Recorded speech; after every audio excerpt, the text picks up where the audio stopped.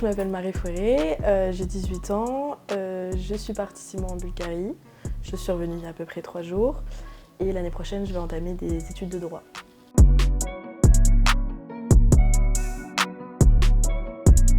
Je me voyais pas commencer des études juste après mes années de lycée.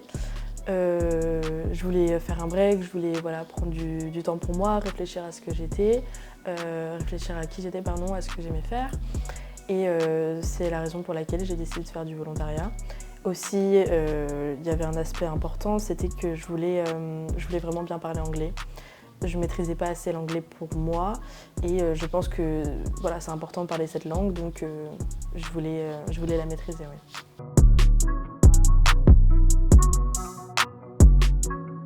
Donc moi j'étais pendant 6 mois en Bulgarie dans une petite ville qui s'appelait Blagoevgrad et notre objectif, on était 12 volontaires en tout et notre objectif c'était donc de créer des événements le soir.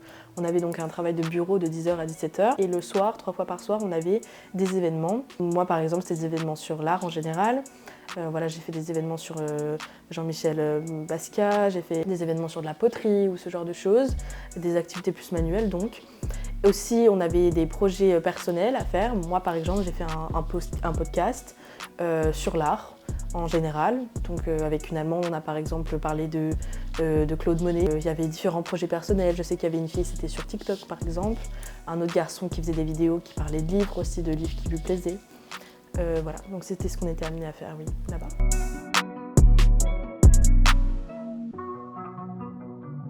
Pendant les 6 mois, on a beaucoup voyagé. On est allé 2 fois en Grèce, on est allé en Macédoine du Nord, on est allé en Turquie. J'ai adoré la Turquie, Istanbul, notamment parce qu'avec une copine, il y a les Turkish Delights. Et en fait, c'est des magasins où tu rentres et en fait, tu peux goûter tous les Turkish Delights et rien acheter. Enfin, en fait, tu peux en acheter, mais bon, ça coûte très cher, souvent.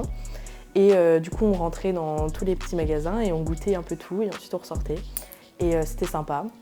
Et une anecdote un peu moins fun, en Macédoine du Nord, ils essayaient souvent de nous soutirer de l'argent. Donc par exemple, quand on est arrivé à la frontière, ils ont regardé nos passeports avec un ami à moi qui s'appelle Victor, qui est français aussi. Et ils nous ont dit d'aller dans un poste de police. Et heureusement qu'on n'y est pas allé parce qu'ils allaient nous demander de l'argent si on y était allé. Donc voilà, 2 anecdotes un peu différentes, une plus fun que l'autre, mais bon, c'était sympa quand même.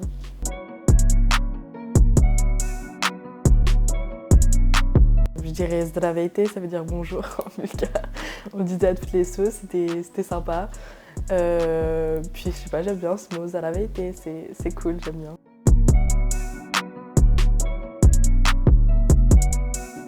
Déjà en anglais, je me suis quand même beaucoup améliorée, mais aussi personnellement, avant, j'étais pas autonome, je viens juste d'avoir 18 ans, je savais pas faire grand chose par moi-même, quoi.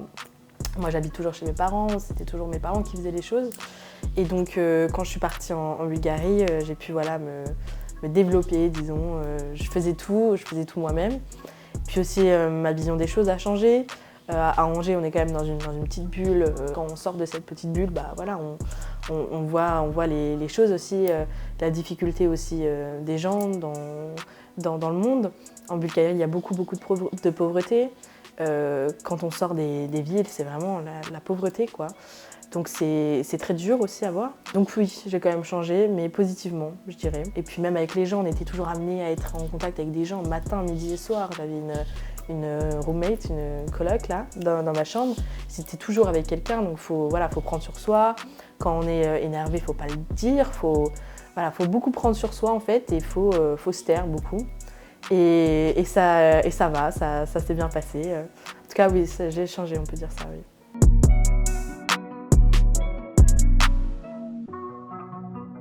Qu'il faut se lancer, quoi.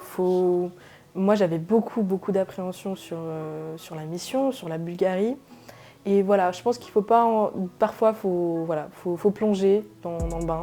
Faut pas trop réfléchir. Et puis, je pense que c'est vraiment une très belle aventure que beaucoup de jeunes devraient faire. Je pense que c'est... si vous avez des doutes, n'en ayez pas, allez-y. J'ai vraiment été très heureuse pendant ces 6 mois. J'ai été malheureuse parfois, mais à la fin des 6 mois, j'étais vraiment bien. Je me sentais bien à ma place. C'était vraiment une des meilleures choses que j'ai faites dans ma vie, quoi. Et puis c'est très encadré aussi, hein, le corps européen de solidarité. Voilà, si on a un problème, on est rapatrié directement, quoi. Donc foncez, je pense que ça peut être bien pour vous en tout cas. Puis vous allez faire de belles rencontres et tout. Donc moi j'ai beaucoup d'amis maintenant partout en Europe, c'est sympa, quoi. Donc foncez, ça peut que être bénéfique, je pense.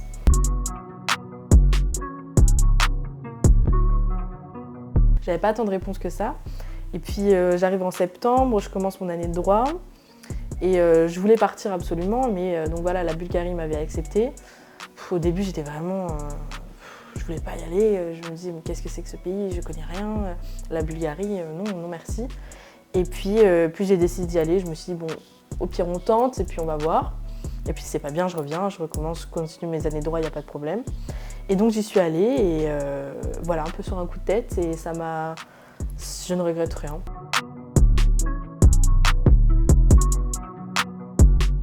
J'ai postulé pour quelque chose en Arménie.